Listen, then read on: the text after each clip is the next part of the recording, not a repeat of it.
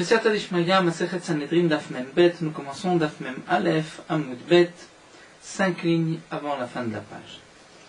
Nous avons ici une memra qui concerne Kiddush Levana, Birkat Levana, c'est-à-dire la beracha que nous disons chaque mois sur la lune.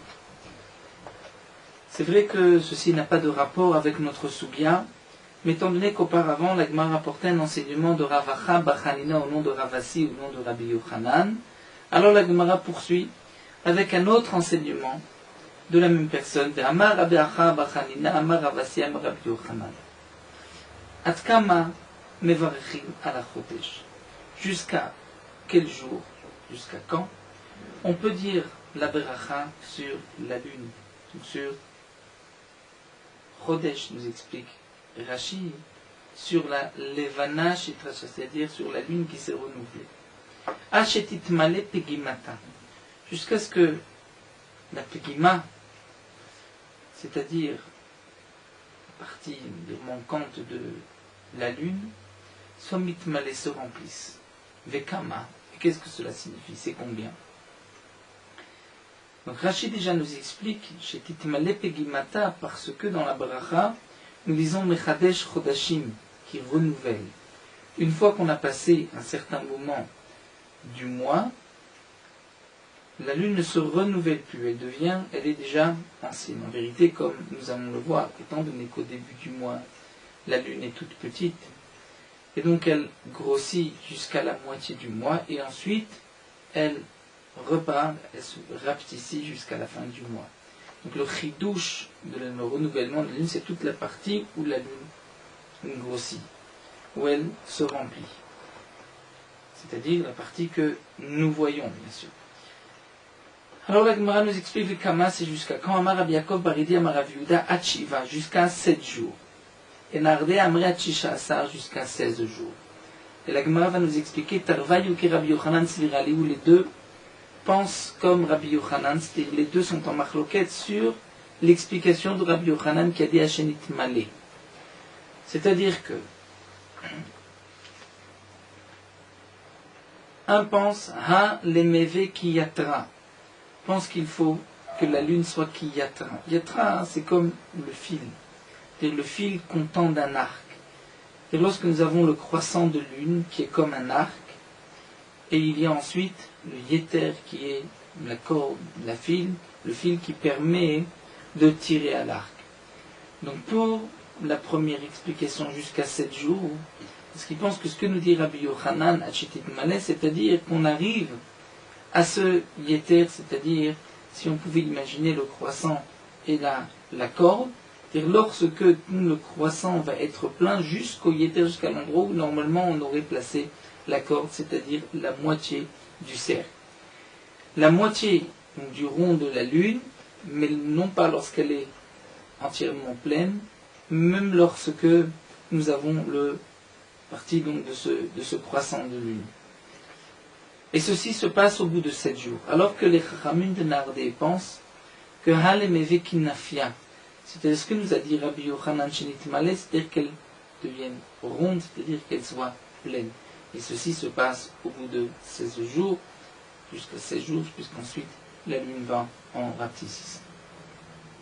Amarle Ravacha Midifti les Ravina. Ravacha Midifti pose l'action à Ravina Velivri Chatov Ametiv. La question est sur Rav Yehuda. Pourquoi Rav Yehuda nous a dit jusqu'au 7e jour, c'est-à-dire qu'après 7 jours, on ne peut plus dire Mechadesh Chodashim. Mais pourtant, on pourrait dire Atov Ametiv, vers cette bracha, puisque nous profitons de la lune, nous profitons de sa lumière. Atov Ametiv. Alors la Gemara reprend, Ravina lui répond à Marlé, Atou ki chaser mim vachenan dayana emet. Est-ce que lorsque la lune diminue, est-ce que nous disons cette bracha de Dayan Emet, qui est en général une bracha pour les mauvaises nouvelles, pour les mauvaises choses? C'est-à-dire que, est-ce que on considère que lorsque la lune rapetissait, c'est un rat, c'est un mal, au point qu'on doit dire la bracha de Dayan Emet, ou à ce moment-là, on pourrait considérer que lorsqu'elle se remplit, que c'est un tov, pour pouvoir dire à tov ametiv. Alors la Gemara poursuit, vous verrez nous les tarvaillou, et pourquoi effectivement on ne dirait pas les deux brachot? et Baruch Dayen Naemet lorsque la lune rapetissime, et à Tov Ametiv lorsqu'elle va en grandissant, même après les 7 jours. La Gemara répond étant donné que chaque mois, la lune se renouvelle de cette manière, donc ce n'est pas ici un signe de malheur de Pouranout, lorsque elle diminue, et ce n'est pas non plus quelque chose de particulier lorsqu'elle grossit, lorsqu'elle se remplit, puisque c'est Olam Keminagon, dit Rashi, c'est-à-dire que c'est ainsi qu'Akadosh Baruch Hu est fixé dans la nature. On ne dit pas de Beracha sur, donc de la Tov Ametiv, d'Emet sur la nature des choses. La Gemara poursuit Amaravacha Bachanina, Maravasi, Amarabi Yochanan. Kol hamevarech ala chodesh bizmano. Tout celui qui dira la bracha sur la lune, sur le renouvellement de la lune en son temps. Keilu mekabel pena shrina. C'est comme s'il reçoit en face de la shrina. C'est-à-dire comme s'il accueille la shrina. Ktivacha, puisqu'on va prendre un passage, c'est marqué à chodesh hazé. Hazé, à propos de ce mois-là, de la lune, Ktivatam zé elivean veu. À propos de la shrina, on retrouve zé. Donc de là, nous apprenons que c'est comme si on accueille la Shrina. Comme expliquent les Mefarshim, le rapport entre la lune et la Shrina, c'est comme nous le verrons dans la bracha, où il y a un remez pour le clan d'Israël, de la même manière que la lune se renouvelle, les Bnei Israël vont aussi par la suite se renouveler après leur exil, et la Shrina reviendra au sein du peuple d'Israël. Donc c'est là le remez, qui est le Mekabel Pene Shrina. Tana de Rabbi Ishmael, nous avons ici une braïta, du Beth Midrash de Rabbi Ishmael. Il malait le Zachou Israël l'agbil pnei avim shebashamayim kol chodesh vechodesh dayam.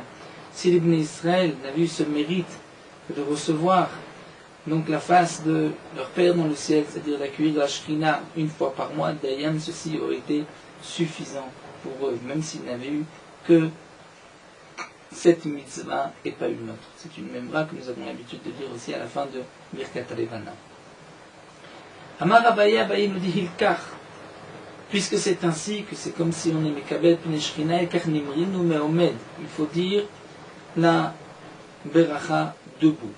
Meremar ou Marzoutra Mekatfe ou Mevarche. Meremar ou Marzoutra Mekatfe. Là nous avons deux versions. Est-ce que Mekatfe a Adadé ou Mekatfe ou Mevarche? Mekatfe, c'est-à-dire que Meremar ou Marzoutra, qui était vieux, qui avait des difficultés d'être debout, malgré tout, on les portait. Les élèves, les shamashim les aidaient, les portaient, afin qu'ils puissent dire la beracha debout.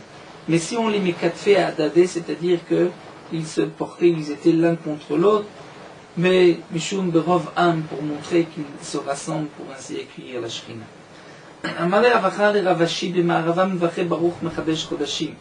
Avacha de Ravashi B'Ma'arava à l'ouest en Eretz Israël, c'est bracha qu'on dit Mechadesh Chodashim. Kodesh Baruch Hu renouvelle les mois de la lune.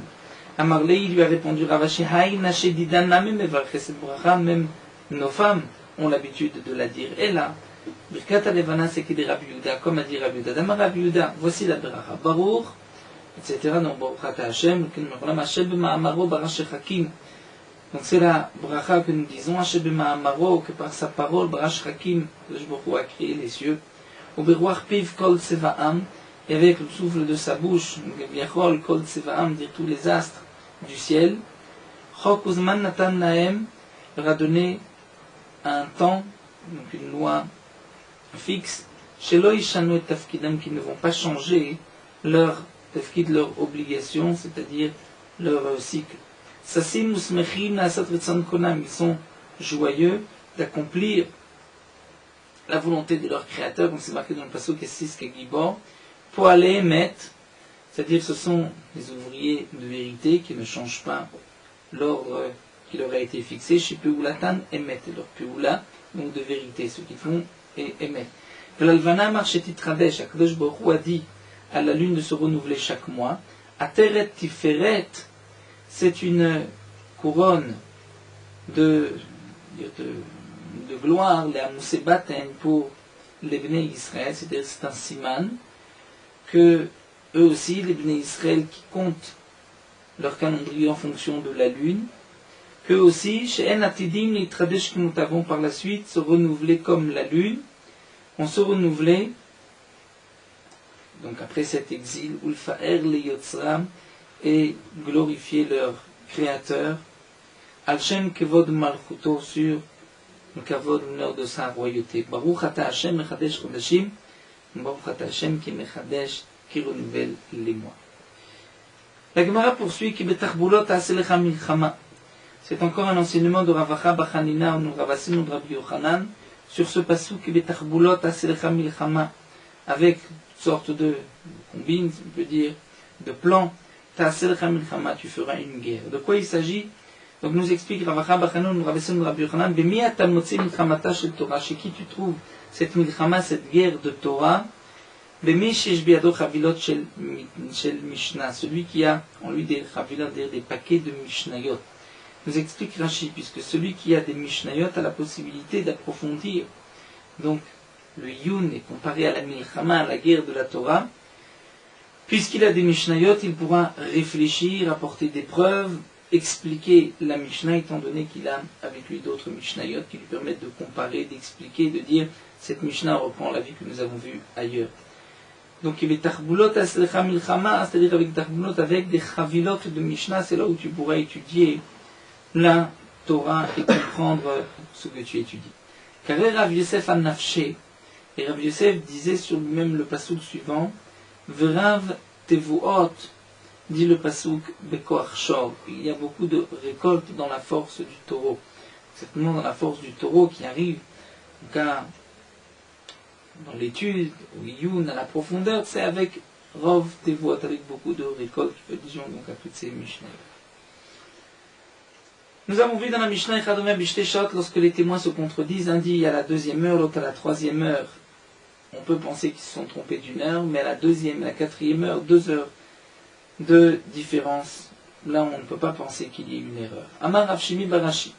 Avshimi Barashi nous dit Loshanu et la Sha'ot. Ce que nous avons vu que lorsqu'il y a une heure de différence, leur témoignage est accepté, puisqu'un témoin peut se tromper sur une heure, c'est seulement lorsqu'il s'agit d'heures. Mais lorsque l'un dit avant le Netzachama et l'autre après le Netzachama, même s'il n'y a qu'une heure de différence, le témoignage est annulé. Pourquoi? Puisque après le Netzachama, après le lever du soleil, donc on voit qu'il fait bien jour, on ne peut pas se tromper. La Gemara pose l'action, mais Pshita, ceci est évident. C'est évident que le témoignage doit être annulé, puisque entre avant le lever du soleil et après, on voit bien la différence. Alors la Gemara reprend. Le chidouche, c'est de nous dire que si un dit avant le Netzachama, l'autre dit c'était pendant le Netzachama, le lever du soleil, leur témoignage est annulé. Pourquoi? Puisqu'on ne peut pas se tromper. La Gemara nous dit, mais Haname Pshita, là aussi c'est évident, puisqu'on voit que lorsqu'arrive le soleil, donc il y a beaucoup plus de lumière. La Gemara répond non. Bah, au détéma, j'aurais pu croire que, en vérité, celui qui dit Betoch HaNetzachama, au moment du Netzachama, il se trouvait à Bigiluyeka, il se trouvait dans un endroit qui était découvert. Et pourquoi il pensait qu'il était Betoch HaNetz, les Aharouré, il a juste vu les reflets du soleil, la lumière du soleil, il pensait qu'il était dans le Netzachama, alors qu'en vérité, il était avant. Donc peut-être que j'aurais pu penser qu'il n'y a pas de contradiction entre les témoins, Kamash Malan qui se contredisent. Barakach Machnissim, et ensuite on faisait rentrer donc l'autre témoin, on comparait leurs témoignages, et nous avons vu que si un des Talmidim avait un argument, on le montait parmi les Dayanim et on le laissait, et il restait toute la journée, il ne descendait pas toute la journée. Seulement cette journée, pas plus. Pourtant nous avons une braïta.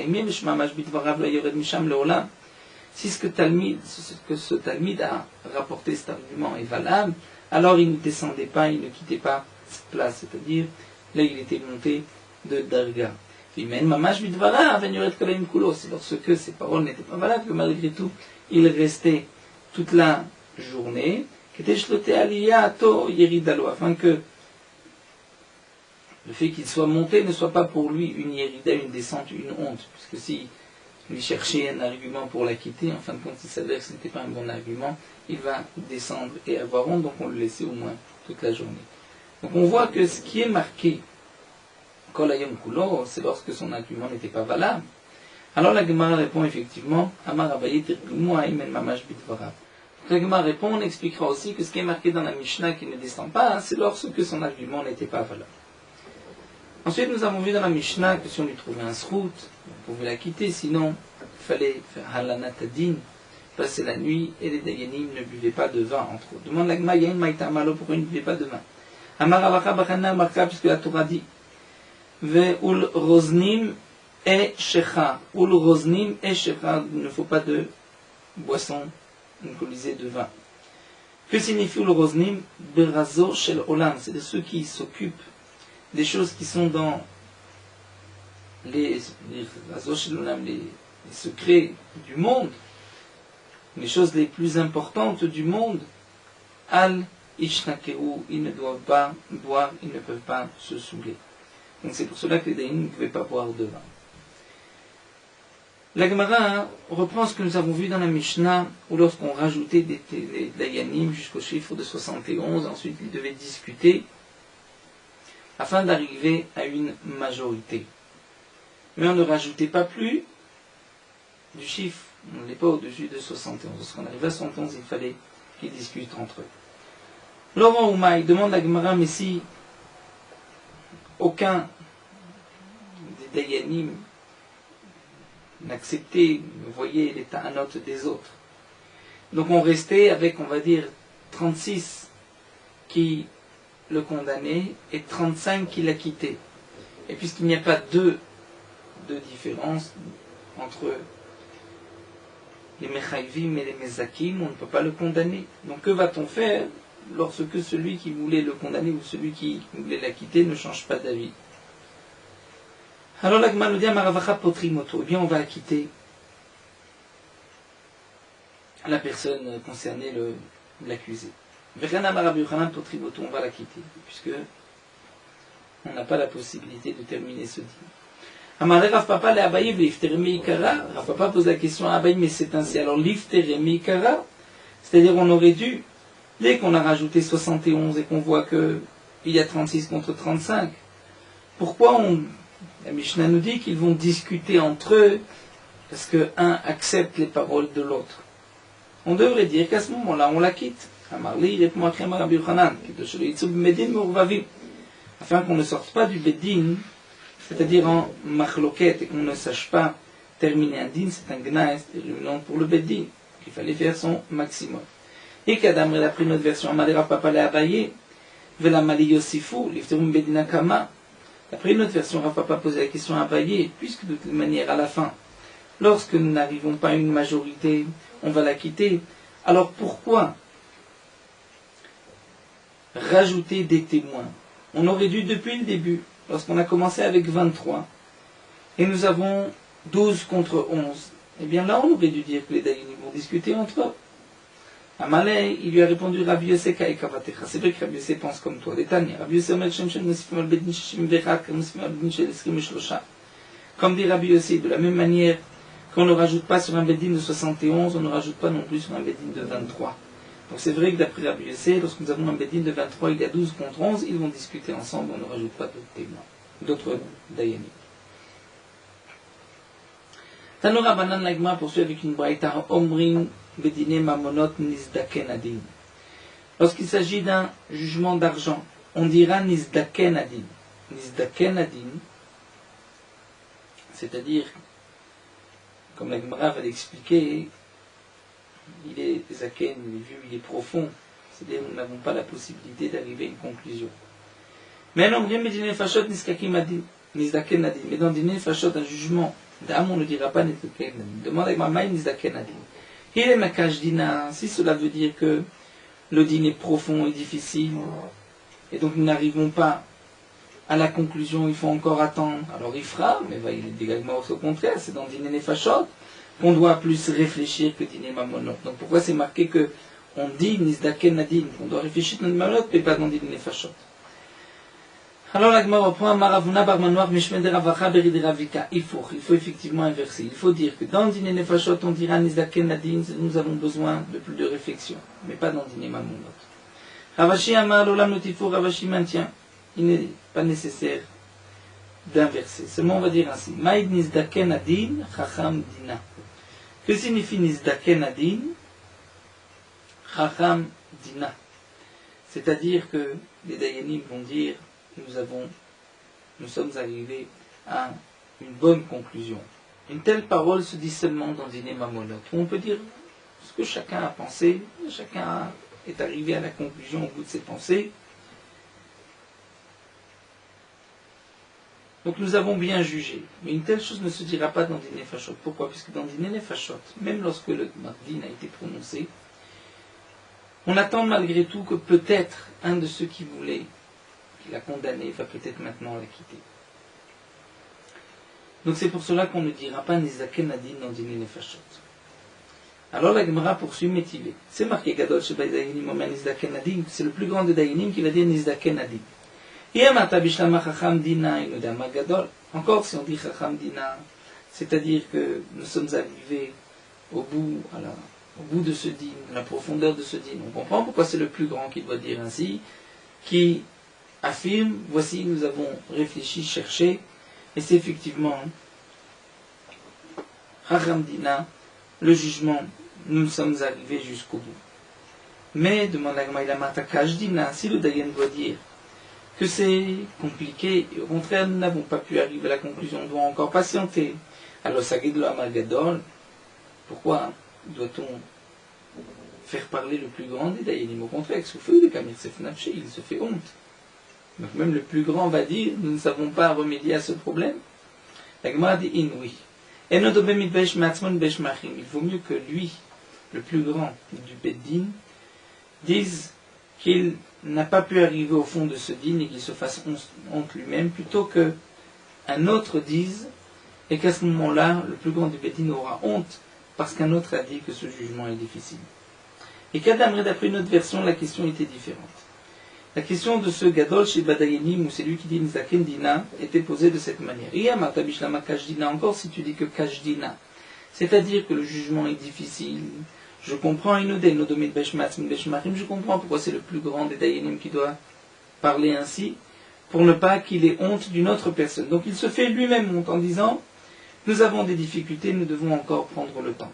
Et la Yamata Chacham Dina, mais si tu dis qu'au contraire il va dire, nous avons bien jugé, nous sommes arrivés au bout, à la profondeur du jugement, alors comment se fait-il que ce soit le plus grand des Dayanim Gadol, Ashbouché Meshabach Nafshe, est-ce qu'il vient donc se louer et dire nous avons bien jugé, nous sommes capables d'actif, pourtant c'est marqué Yal el Chazar, Velopicha, il vaut mieux que ce soit un étranger qui te loue, qui dise des louanges sur toi, mais pas ta bouche.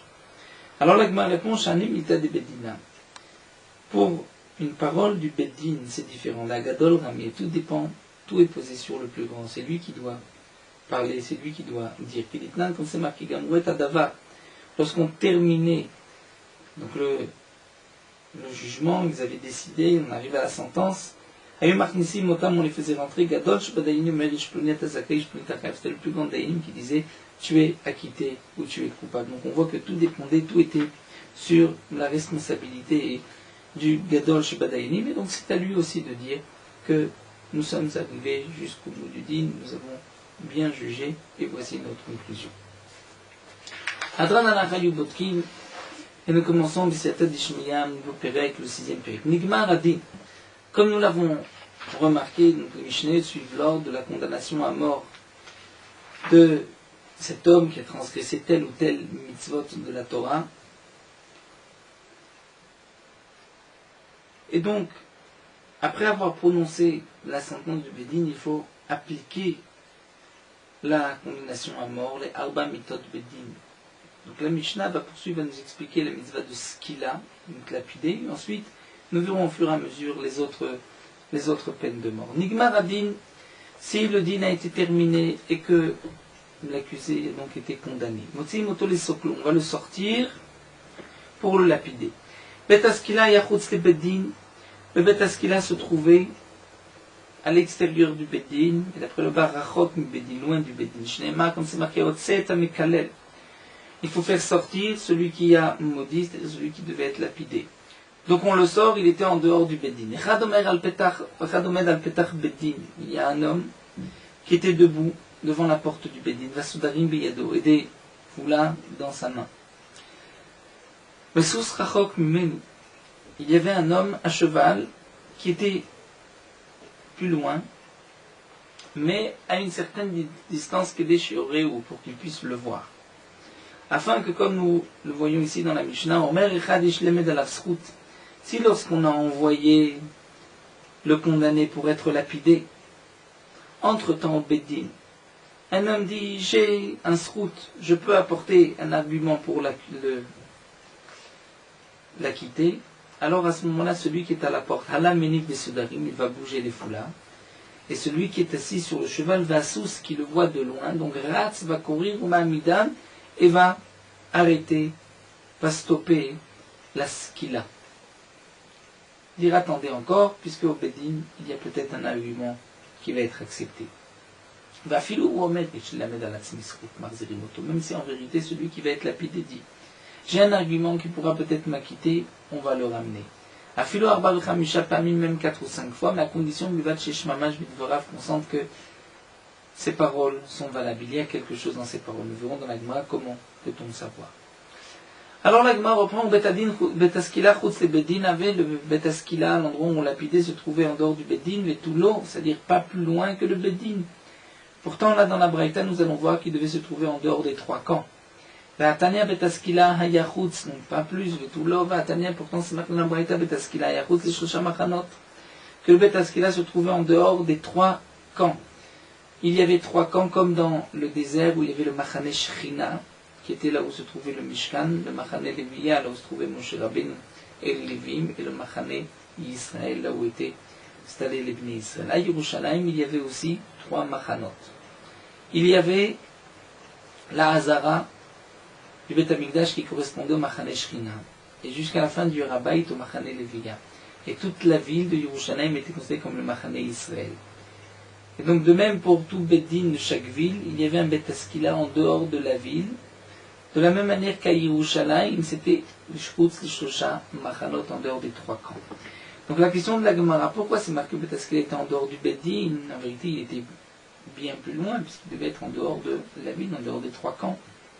C'est-à-dire en dehors des 3 camps pour Yerushalayim, mais en dehors de chaque ville, pour chaque ville. Alors la Gemara répond, oui, Kedek Amarta, c'est comme tu as dit. C'est en dehors de la ville. Pourquoi c'est marqué juste en dehors du Beddin, Nafkamina, pour nous dire, il y a une Nafkamina, une conséquence d'Inafik Beddina, Viatif Chutz Shlosh Machanot. Pourquoi on nous a dit Chutz Beddin pour nous enseigner que même si le Beddin sort et va s'installer en dehors des 3 camps, donc on pourrait dire, puisque le Beddin siège en dehors des Shlosh Machanot, lorsqu'il va être condamné à mort, on peut le tuer juste à côté du Beddin, mais malgré tout, Avdinan Betaskila, Chutz Beddin, on va faire un Betaskila loin du Beddin. Pour quelle raison qu'Echid le Mitraze Beddin Rotzrin, afin que le Beddin ne paraisse pas un Beddin d'assassin, c'est-à-dire qui condamne et qui tue. Comme on le voit dans la Sechet Makot, où un Sandrim qui tue une fois tous les 7 ans était appelé Chavlanit, assassin. Donc, de même, si le Betaskila se trouvait juste à côté, on pourrait penser que c'est un Beddin sanguinaire, assassin, bien que, n'oublions pas, c'était la mitzvah du Beddin de condamner à mort, et il fallait, le Beddin pouvait le faire tous les jours. Iname, ou bien autre explication, qu'Echid était vélé à Hatzala, afin que il puisse avoir peut-être une Hatzala, c'est-à-dire puisque le Betaskila se trouvait plus loin, donc pour qu'il puisse avoir un peu de temps, afin que peut-être un des Dayanim ou une personne puisse trouver un scout, donc on devait le déplacer, le faire marcher jusqu'au Betaskila pour gagner encore quelques minutes. La Gemara poursuit, nous dit d'où est-ce qu'on sait? D'où est-ce qu'on sait que le Betaskila doit être en dehors des 3 camps? D'Etanu Rabbanan. C'est marqué au Tset Amekalel Mirutz Lamachane. Tu vas faire sortir celui qui a maudit, dans le passage, celui qui avait maudit Akadosh Baruch Hu et qui devait être lapidé. Il faut le faire sortir Mirutz Lamachane en dehors des camps. Que signifie en dehors du camp?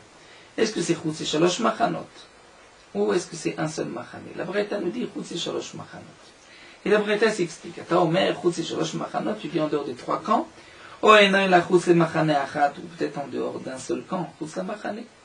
La Gemara répond les Marka Mirutz Machane, puisque c'est marqué ici en dehors du camp, pour les bêtes, les parim anisrafim qui devaient être brûlés en dehors des 3 camps, comme le parlem de Vachel Tzibour, c'est la communauté affotée, ou le par Kohen Mashiach qui n'était pas mangé mais qui était brûlé en dehors des camps. C'est marqué qu'il était Chutz le Machane en dehors du camp. Donc de la même manière que Pariman Israfim Alan Chutz et Shalosh Machanot en dehors des 3 camps, comme nous allons voir par la suite d'un passouk, Afghan, là aussi par cette Xera Shabbat, on apprend Chutz les Shalosh Machanot, que le Bet Askila devait être en dehors des 3 camps pour Yerushalayim, mais en dehors donc de la ville pour les autres villes. Ve'atan Minalan demande l'Agma à propos de Pariman Israfim, d'où est-ce qu'on sait que c'était en dehors des 3 camps. En État Nourabanan, nous avons une braïta, c'est marqué, Votziet Kol Aparim Yerushalayim Machane, il faudra sortir tout le taureau en dehors du camp. La Braïta nous dit c'est en dehors des 3 camps. Chutz et Shalosh Machanot. La Braïta poursuit à Tormer Chutz et Shalosh Machanot. Est-ce que c'est en dehors des 3 camps? Ou en dehors d'un seul camp. Chez Omer et Miruz la Machane be Paraïda. On dit la Gemara, puisque à propos du Paraïda, c'est-à-dire du taureau qui est apporté par la communauté lorsque la communauté a fauté. La Torah dit on va le brûler Miruz la Machane. J'ai un temps de ce n'était pas nécessaire de le dire. Qu'il faut le sortir, Mirus Machan et le brûler là-bas. Pourquoi? Sharigva Neymar, puisque c'est marqué aussi dans le Passouk. Fais Saraf Oto Kachel Saraf et ta Pararishon. Que tu vas le brûler comme tu as brûlé le Pararishon. C'est-à-dire le Pararishon, c'est le Par Kohen Mashiach. De la même manière que le Par Kohen Mashiach est marqué Mirus Machan. Donc le Paraïda doit être aussi Mirus Machan. Pourquoi la Torah répète tu le sors Mirus Machan? La Torah dit tu le sors Mirus Machan, tu le brûles là où tu as brûlé le Par Kohen Mashiach. Le Par Kohen Mashiach, c'est déjà marqué que tu le brûles en dehors des 3 camps. Et donc, nous dit l'Agma, c'est pour nous apprendre que tu vas lui donner un deuxième machane.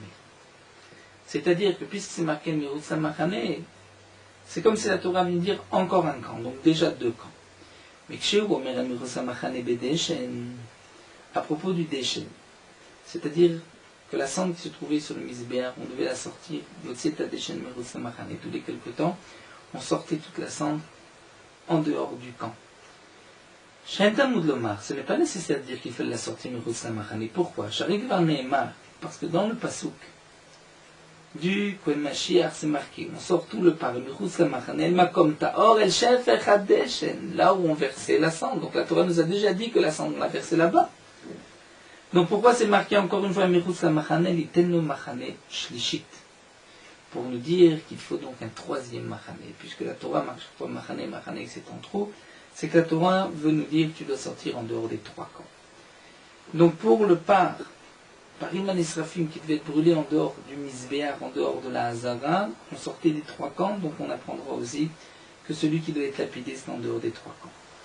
Parce qu'on apprend Machane, donc Otsieta Mekal Mechusla Machane, on l'apprenait des Pariman Israfim, c'est marqué Mechusla Machane. Mais la Gemara pose une question, pourquoi tu ne vas pas apprendre le din de Mekalel, le din de Shroutechutz, puisque Shroutechutz, c'est lorsqu'on égorge une bête en dehors du Bet Amigdash, il y a un Riouf Karet, et là-bas, même si c'est en dehors que d'un seul Machane, puisque la Torah dit, Vel Petach Oel Moed Lo Eviu.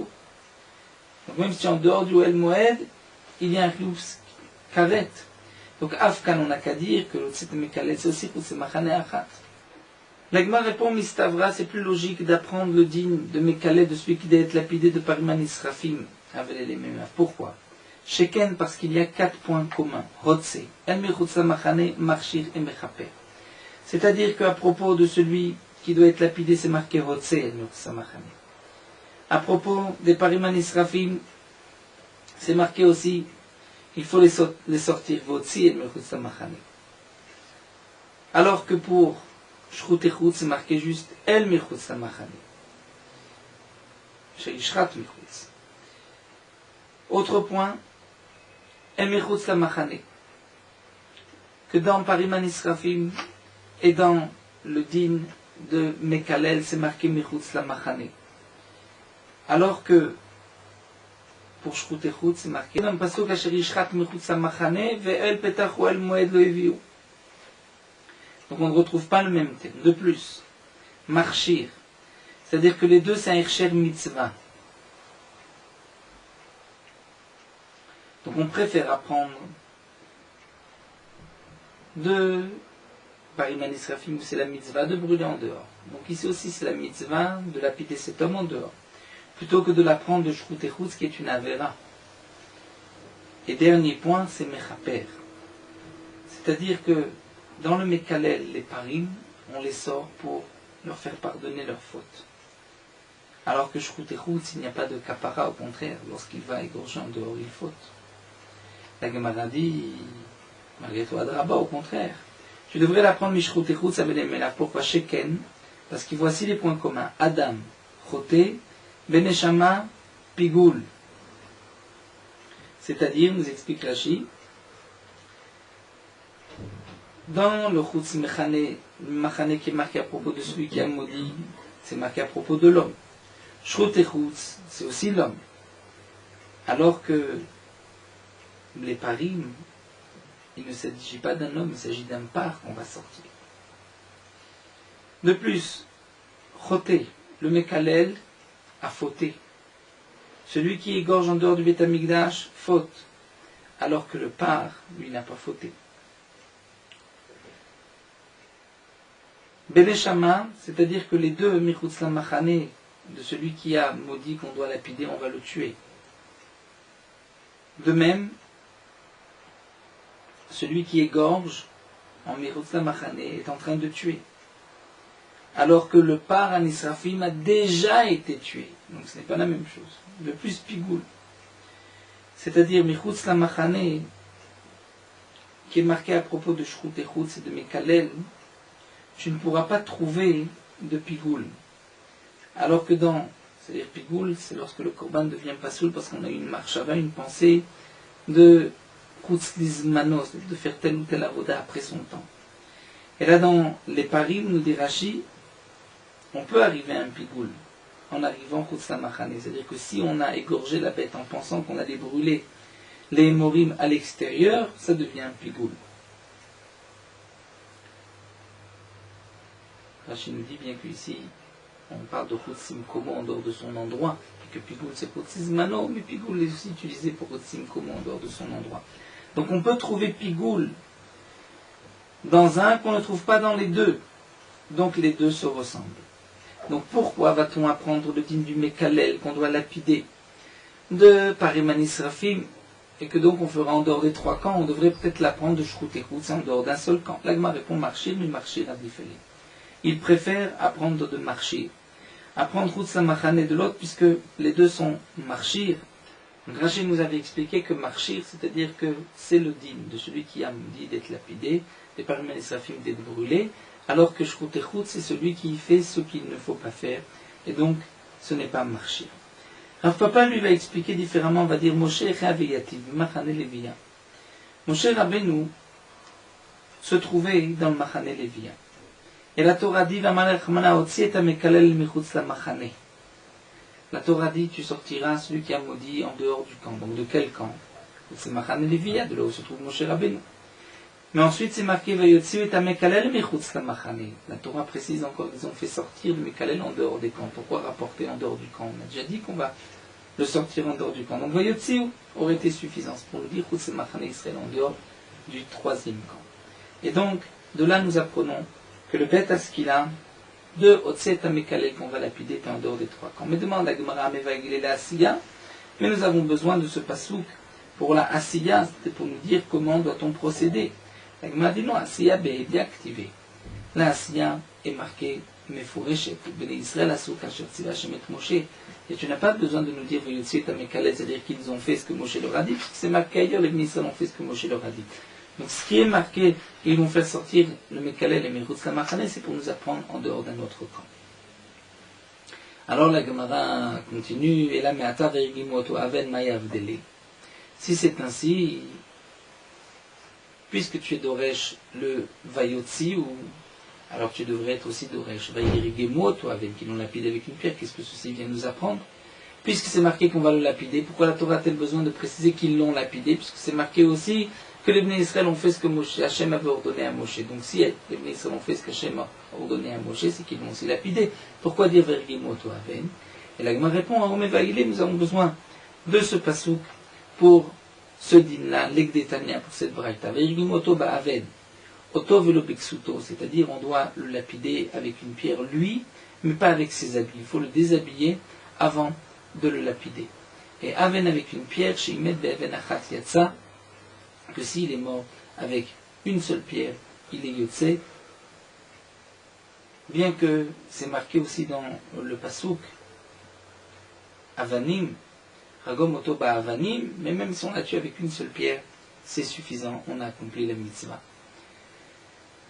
La Gemara termine en disant Vitsech le mirtav even, tsech le mirtav avanim, et donc il fallait marquer dans le pasuk even et avanim. Pour nous dire, si la Torah avait dit tu lances une pierre, j'aurais pu croire tu lances une pierre. S'il meurt, il meurt. S'il ne meurt pas, tu ne relances pas une autre pierre.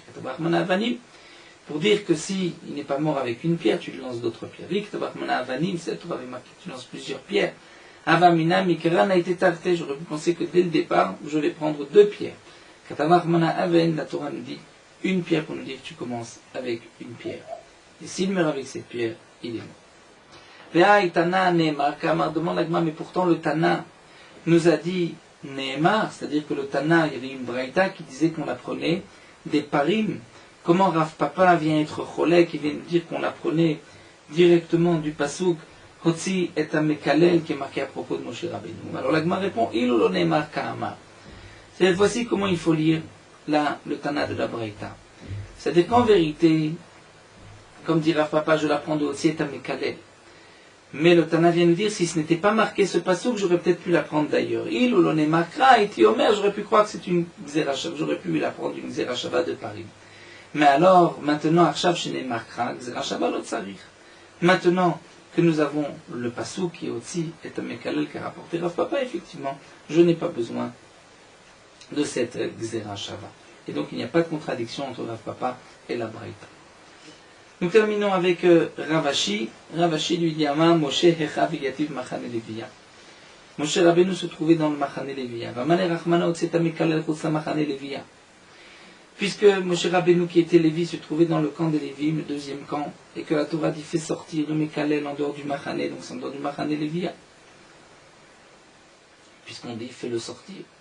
Donc même si la Torah n'avait pas dit fait le sortir en dehors du camp, la Torah avait juste dit fait le sortir, je comprends que c'est fait le sortir du camp. Si la Torah continue précise, fais-le sortir du camp, et Mechutz Machane, c'est pour nous dire de ce passouk-là, Chutz Machane Israël, tu le fais sortir du troisième camp. Donc d'après Ravashi, du passouk même, Otziet Amekalel Mechutz Machane, j'apprends qu'il doit sortir des trois camps. Ce qui est marqué dans le passouk Vayotziu et Amekalel, qu'ils ont fait sortir le Mekalel, ou de là, Rav Papa avait appris le troisième camp, pour Ravashi, il n'est pas nécessaire, on l'apprend déjà du premier passouk, c'est les Asiya. Pour nous dire que les Bnei Israël ont accompli ce que Moshe Rabbeinu leur avait dit. Mais demande l'agma assez abédi actif, là c'est assez marqué qu'ils ont accompli Bnei Israël à Souk Hachet Tzeva Hashem et Moshe. L'agma répond j'ai besoin quand même des deux psukim. Ahu mevay elei chad le smicha ve chad le tchia. J'ai besoin ce passouk où Bnei Israël, que les Israël ont fait comme ce que Moshe a dit, pour ce din-là de smicha et de dechia. C'est-à-dire que c'est marqué qu'ils vont poser ses mains et ils vont le pousser. C'est marqué dans le passouk. Ils vont poser, tous ceux qui ont entendu, ses mains sur sa tête. Et ça, dans la Asiya, ce n'est pas marqué qu'ils l'ont fait. C'est pour cela que vient le passouk de Israël Assoub pour nous dire qu'ils l'ont fait aussi. Echad les triya et l'autre c'est pour la dechia, pour nous apprendre qu'un des témoins doit le pousser.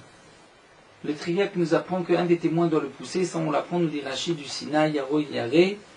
Et donc là, le passouk vient nous dire, Bnei Israël, Asugit Moshe, c'est qu'un des témoins l'a poussé. Donc d'après Ravashi, ainsi que Rav Papa, on l'apprend directement de Hotziet Amekalel. Est-ce qu'on l'apprend du premier passouk ou de l'autre passouk aussi? Ça c'est la marloquette entre Rav Papa et Ravashi. Et la Braïta vient nous dire, si nous n'avions pas eu le passouk, on aurait pu apprendre de la Xerashava. Amroule Rabbanan le Ravashi, le ditra kolane hotzi, d'echtive parim anisrafim, maï darash taberu, kasha. La Gemara termine avec une question, d'après Ravashi, puisque toi tu es Doresh, qu'il faut le sortir, donc, puisque c'est marqué hotzi, c'est déjà d'un camp, et Mechutz d'un autre camp, alors dans parim anisrafim, où c'est marqué hotzi, Mechutz Samachane, à chaque fois c'est marqué ce terme hotzi, Mechutz Samachane.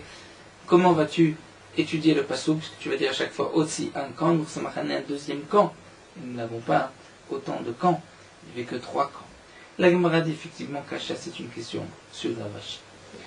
Donc nous arrêtons ici, nous avons vu quelle était la source, que le Beth Askila se trouvait en dehors du Bédine, et en dehors du Bédine c'est en dehors des 3 camps pour Yerushalayim et en dehors de la ville pour les autres villes. Nous terminons sur Morot Halacha Daf Membet. Un enfant qui a 13 ans, qui est donc arrivé à l'âge de la puberté par les jetés séarot, les deux poils, il pourra être Shaler Tzibour. Mais c'est seulement de temps en temps. On ne l'a pas nommé Shaler Tzibour. Mais pour nommer un jeune Shaler Tzibour, il faut seulement à partir d'un certain âge où il a déjà de la barbe. C'est-à-dire un enfant qui n'a pas de barbe est encore trop jeune et ce n'est pas le kavod à Tzibour qu'il soit Shaler Tzibour, même si c'est un Chacham ou Gadol. La raison de cela, donc, comme nous l'expliqué, c'est pour l'honneur du Tzibour, puisque ce n'est pas le kavod du Tzibour que leur envoyer soit un jeune qui n'a pas encore de barbe, même si c'est un Chacham. Les poskim nous disent que si malgré tout la communauté veut être mochel, accepte, disent nous sommes mochalim, on veut ce jeune comme Shaler Tzibour, et un Shaler Tzibour fixe, malgré tout, ils ne peuvent pas. Rosh Hashanah Yom Kippourim, un jour de jeûne, même de temps en temps, on ne fera pas monter un jeune qui n'a pas de barbe. Un jeune de 18 ans qui a un peu de barbe est considéré comme si donc il a une barbe entière et on pourra le nommer Shaler Tzibour Kavua. Certains poskim disent que même un enfant qui est nan endeuillé dans l'année de son père ou de sa mère, s'il n'a pas de barbe, il ne pourra pas être chazan. Et le Mishnah Boura nous dit que malgré tout pour la tefila de Harvit, il n'y a pas de chazara, juste le Kaddish. On pourrait être Mekil et faire monter un jeune endeuillé à partir de 13 ans. Certains disent que le minag est de ne pas faire attention à cela et que si c'est un Havel, même s'il est jeune, qui n'a pas de barbe, il pourra prier toutes les tfilotes tout au long de l'année, bien que l'on ait mal les ékenos, un digne particulier étant donné qu'il est béaveloute.